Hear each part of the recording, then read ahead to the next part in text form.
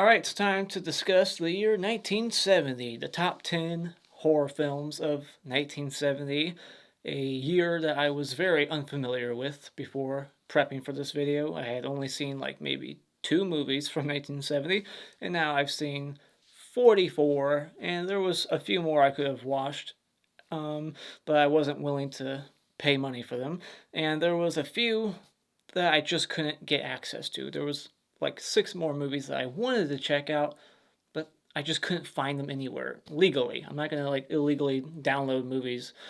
I couldn't find them. So I watched 44, and in case you don't know the drill by now, it's top 10 plus 5, 3 honorable mentions and 3 dishonorable mentions. And then at the end of the video, I'll shout out a few more movies to check out. So get your pen and paper ready and write down these movies if you haven't seen them yet. And in case you don't know, this will be the last one. I'm not going to do any more top 10 year videos. I might do a top 10 of 2022 at the end of the year, but I'm not going to do any more decades. I finished the 80s, and now this will finish the 70s, and I'm done. So as always, let's jump into my dishonorable mentions before we jump into the good movies. First dishonorable mention will be a movie by a very terrible director, and that is The Body Beneath. A terrible movie with stupid-looking vampires, a hunchback servant trope, and smudged lens, abysmal lighting, and a couple who fuck right after becoming kidnapped instead of just trying to strategize and come up with an escape plan. The acting is about as bad as you would expect from these no-name actors. There's nothing remotely interesting, scary, or even unintentionally funny about it. The only aspect of this film that seemed halfway decent was the score. The vampires in this movie look like the Wicked Witch of the West, and they like using chloroform rags and talking their victims to death. The last 10 minutes of this movie is just one long scene of vampires debating on whether or not they should go move to America. It's a pretty fucking boring climax. The second dishonorable mention will go to a movie that I saw on Tubi, and it's called Assignment Terror. A messy film that went off script and lost money during production, which is very evident when watching this shit show. I liked the idea behind this movie of having all the Universal monsters together, although the Frankenstein character has a completely different name, and he never even opens up his eyes for some reason, and they're barely in it. The movie is mostly just these 2 boring alien scientists in these poorly dressed sets festooned with just flashing lights and machines that don't do anything. It's incredibly dull, and the makeup is horribly dated. The transfer on Tubi was shit and weirdly cropped, and this movie's played straight. There's no humor in it at all to ease your suffering a bit. The story is just an absolute mess. It's boring beginning to end, and it never should have been released. Final dishonorable mention will go to the same director as The Body Beneath, Andy Milligan, and that is Guru, the Mad Monk. This is another horrendous piece of low-budget trash by this inept filmmaker, Andy Milligan. There's nothing I can say about this movie other than it's just terrible in almost every conceivable way. From the character writing to the stilted dialogue and the dull narrative, and the fact that this director somehow managed to make this 55-minute movie feel like it's 2 hours long. They don't even know how to spell the word screenplay correctly in the opening credits. It's a period piece with a goddamn motor scooter in the background, clearly visible. And when hands get severed off, there's no blood at all. It's like they weren't even trying to make a fucking halfway decent movie. Alright, so moving past the trash, let's get into my actual top 10 favorite horror movies of 1970, starting with my number 10, that is The Forbidden Photos of a Lady Above Suspicion, a psychological thriller mystery by the director of the 2 Death Walks films with a surprising twist.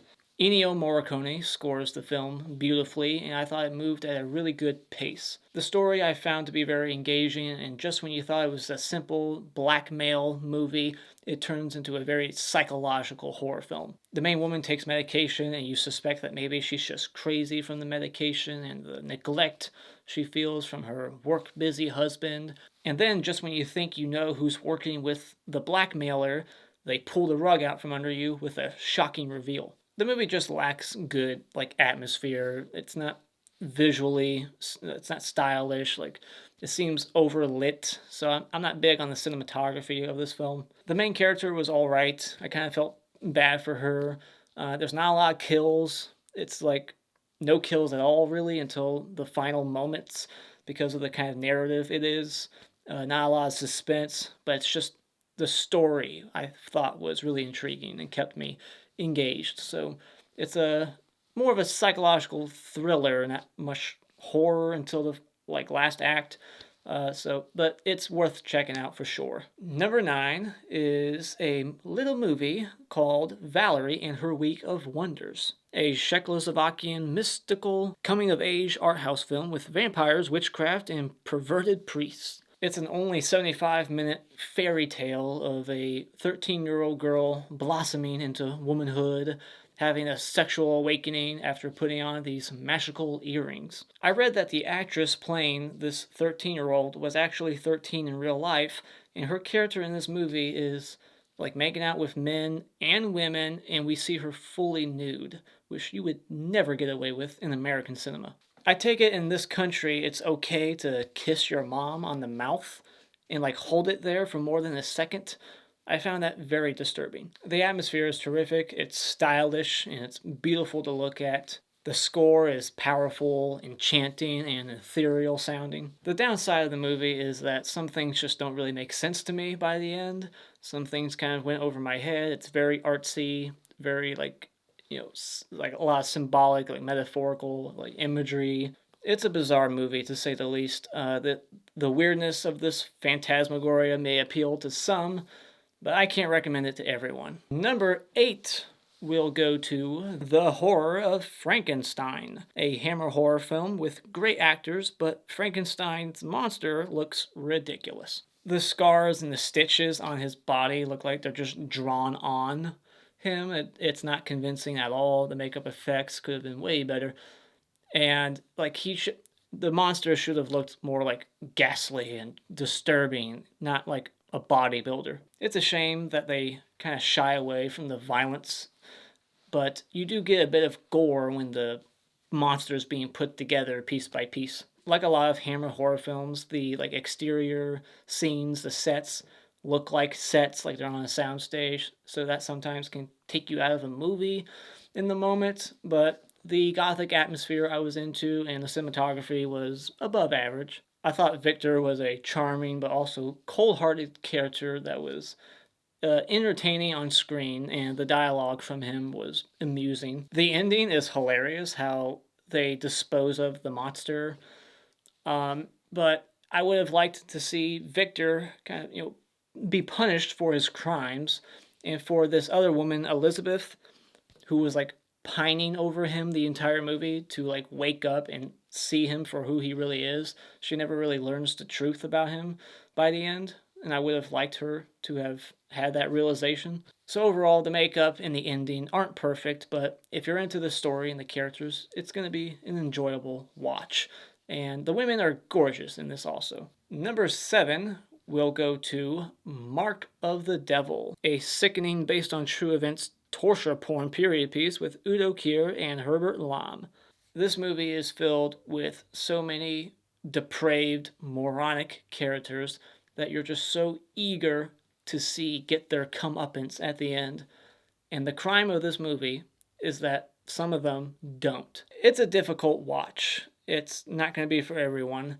And it's depressing that this shit used to happen, and not even really all that long ago. The third act was the best part of the movie. It finally starts to showcase a glimmer of hope for humanity and shows that we're not all morally corrupt and stupid and gullible enough to think that children's puppet plays are as the same thing as witchcraft. I found the music to be very Cannibal Holocaust-esque. It was very beautiful sounding and made for an interesting juxtaposition to the horrible, ugly, dark, and gritty film. If the final moments just would have played out slightly different, with a more cathartic climax and justice delivered, I could have rated this movie a lot higher. Shout out to Bill Nightbloom, who chose this as his favorite of 1970. Number 6 will go to my first vampire movie on this list, and that is House of Dark Shadows, a modern day vampire movie with a refreshing addition of a possible cure to vampirism, making it different from the other ones. It has a great production value, cool looking sets, and spectacular atmosphere, especially in the climax. You get traditional wooden stakes through hearts in this, but at least they're on screen, unlike some of the others around the same time. I thought the performances were good, but I just feel like there's too many characters. The police don't do much at all in this, and some things do feel a bit forced. This is the earliest example of a cat scare that I've yet to see. I thought it started in the 80s, but nope, cat scares were still happening back in 1970. I actually found myself kind of rooting for the master vampire to like be cured and live a normal life. But of course that never happened because of jealousy from this one character that felt a bit forced. I thought it moved at a fine pace. It's not too boring or slow, and there's a kill in the third act on a character that I was surprised by. I thought that character would have made it longer or to the end, but nope. This has Dick Smith makeup effects, and the old skin makeup on this one character looked like Grandpa in Texas Chainsaw Massacre. Number 5 goes to a weird movie with a weird title, and that is Mumsy, Nanny, Sonny, and Girly, a British horror movie about a strange, crazy family that loves childish games and nursery rhymes. The wacky nature of the film was very appealing to me, and the characters of this family was wildly entertaining. I really enjoyed Mumsy or Sonny and Girly. Their chemistry I thought was just really fun. I thought Girly was really attractive, and she was a very energetic child at heart, grown up, and a very likable villain. They film some of their murders and then they watch it on a projection screen, for movie night. Just a crazy family watching their murders together. It's pretty fucked up. The ending of this movie is what prevents it from going higher. It wasn't what I would have wanted. I was a little disappointed. A lot of kills are off camera. The third act needed more thrills. It wasn't really all that exciting. The performances work, and I liked the main protagonist, and I thought he was smart, how he cooks up this plan to make this crazy family kind of turn on each other. And so yeah, I liked him, and yeah, I just wish the ending could have been better. Number 4 will go to one of 2 Bava films to come out this year, and that is Hatchet for the Honeymoon, a stylish psychological horror proto-slasher with off-camera meat cleaver kills that puts us in the mind of a killer. The locations and the sets used in this movie are fantastic, and you get some really eerie, mannequin imagery, like Maniac. The movie does a good job making you, as the viewer, feel like you're going crazy, like the main character, John, when the film kind of takes a supernatural turn in the second half, or it seems like it's supernatural, which is the most interesting part of the movie, when it takes that turn, and when a certain character comes back, you're like, what's going on? And it feels like Maniac kind of tore a page from this movie. The music of this movie was a bit of a mixed bag for me. Some of it was really good, and some of it was just annoying as hell, and there was a really jarring music transition from scene to scene. It just kind of abruptly ended, But yeah, overall, definitely the best Bava film this year. I prefer this over the other one I reviewed, $5 for an August Moon.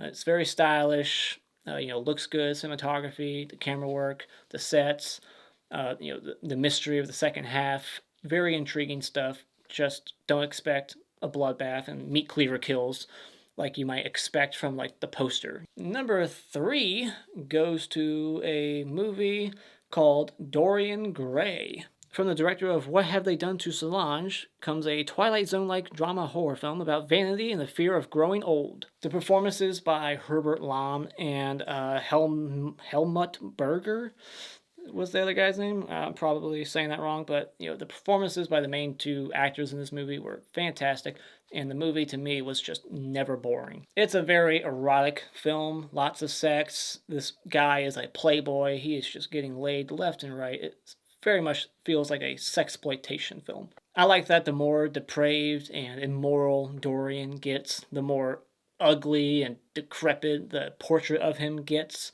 like showing him how he looks on the inside. A lot of the romance in this movie can feel a bit forced, and I wish they would have left it more up for interpretation at the end, whether or not he was actually remaining young for decades. Too many people in this movie comment on how young he still looks, like 20 years later, for it not to be true. Even when he's not in the scene, people are talking about it. So that to me is saying that he really is remaining young. It's not like in his head that he looks the way he does. No, he really does look young somehow 20, 30 years later. I guess he sold his soul to the devil and it worked. I will say there's not a lot of horror in this. Some people might take issue with it being on the list, saying it's more like drama, psychological, and the one kill in the movie is an off-camera stabbing, but it's horror enough. This is another movie that's just all about the story and the characters. So if you're not on board with the story and the characters, you're not going to like the movie. And the pace is very consistent.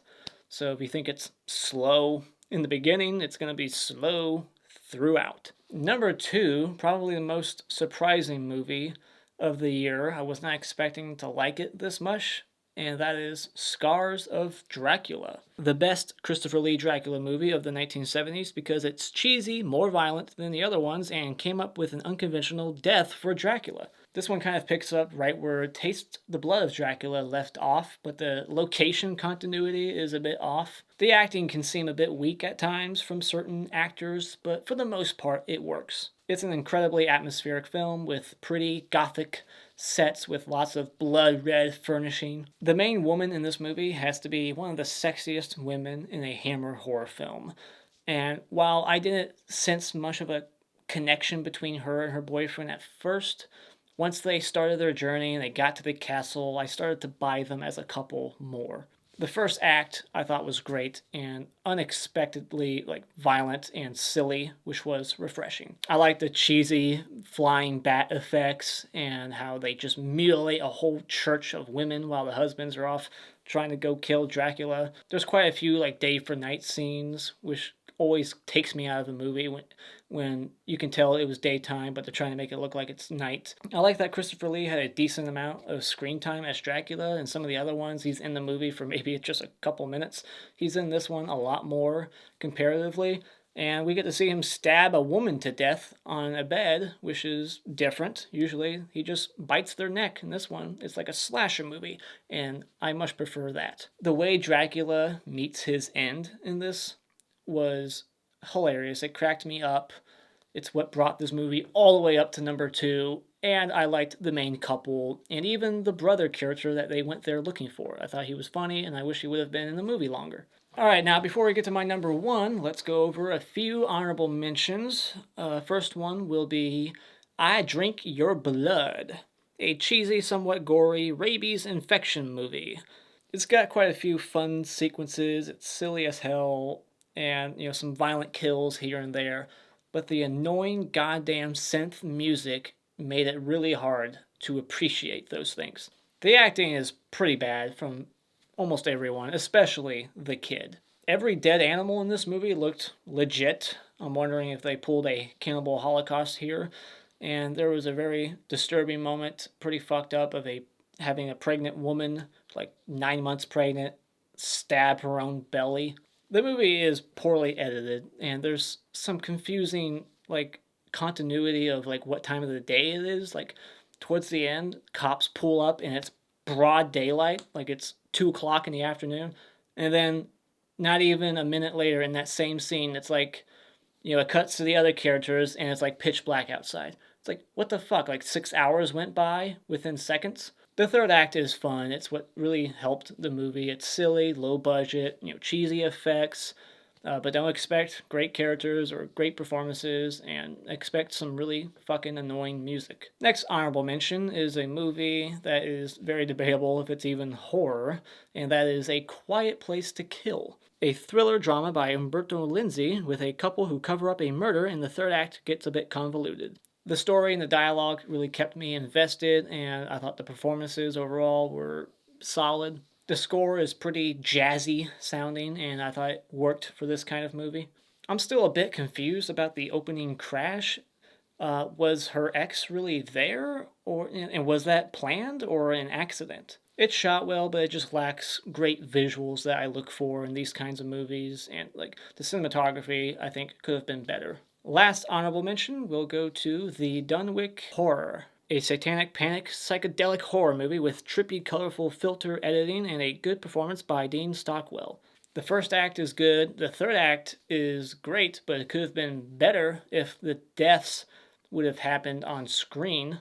And the second act is fine, but it's definitely the weakest point of the film. And I would have liked more development of Nancy's character. She's just kind of like hypnotized throughout like 2/3 of the movie and never even finds out about her dead friend by the end, which kind of bothered me. And the friend seems like a throwaway character, really. Like, you could have just done without that friend and just had the doctor character go there to retrieve Nancy and left the friend out of it completely. The opening credits are like animation, like silhouettes. I liked that. It was interesting, and I thought the music was really good. The climax of the film is a bit cheesy, and the like end reveal was not surprising at all. I saw that coming. We never get a good look at the demon twin brother, and if they had actually like created a demon creature, like practical effects, and actually show this thing and show it like killing the townspeople on screen instead of off screen, this would be a much better movie. All right, so now finally my number one of 1970, a movie I reviewed recently, part of a trilogy, and it is The Bird with the Crystal Plumage, Argento's first movie and the start of his animal trilogy that greatly influenced the giallo genre. This is easily the best of the trilogy in my opinion because it moves at a better pace. It has much more on-screen time with the killer, more like stalking, POV, stuff like that. The phone calls, and a much more charming protagonist. The kills in this are nothing memorable. They're not like gory or as stylish as other Argento kills in his future movies, but you do get Argento's character writing in this, his quirky side characters that make up for it. I like that the killer in this wasn't so predictable, but once they're revealed, I thought the performance got a little too hammy. The motivation for the killer is different, and there's a fake out reveal that was pretty funny, although forced. Ennio Morricone's score is very like subtle and disturbing with like this like soft, echoey singing. It's a very gripping mystery with a good blend of humor and suspense. And shout out to Mikey, who chose this as his favorite of 1970. And also shout out to Nate Malice. Alright, so that's my top 10 favorite horror movies of 1970. But before I go, I'll just quickly shout out a few more movies that might be worth checking out. So again, get your pen and paper ready and write down these titles. The Vampire Lovers. The Karnstein family, even after their mortal deaths, rise from their tombs spreading evil in the countryside in their lust for fresh blood. The Vampire Doll. Kiko and her friend are trying to find her missing brother after he disappeared visiting his girlfriend, Yuko. Count Yorga, Vampire. A couple invites a count from Hungary who recently immigrated to America to conduct a seance for the woman's recently deceased mother, oblivious to the fact that he is actually a vampire. The Wizard of Gore. A TV talk show hostess and her boyfriend investigate a shady magician whom has the ability to hypnotize and control the thoughts of people in order to stage gory onstage illusions. Death occurred last night. A chief police inspector investigates the disappearance of a 25-year-old mentally retarded woman, the daughter of a lonely widower. After she turns up dead, the cops race to find the killers before the grieving father does. Taste the blood of Dracula. 3 elderly distinguished gentlemen are searching for some excitement in their boring lives and get in contact with one of Count Dracula's servants. Crescendo. An innocent project transforms into a perilous nightmare when researcher Susan Roberts arrives in France in search of information on a deceased composer. So there you have it. That is my list. What is your ranking? Let me know in the comments below. And as always, if you like what you've seen here, you can hit this like button and become a subscriber today just by clicking on my cartoon face in about 5 seconds. And remember, it's all an opinion. You don't need to get butthurt about it.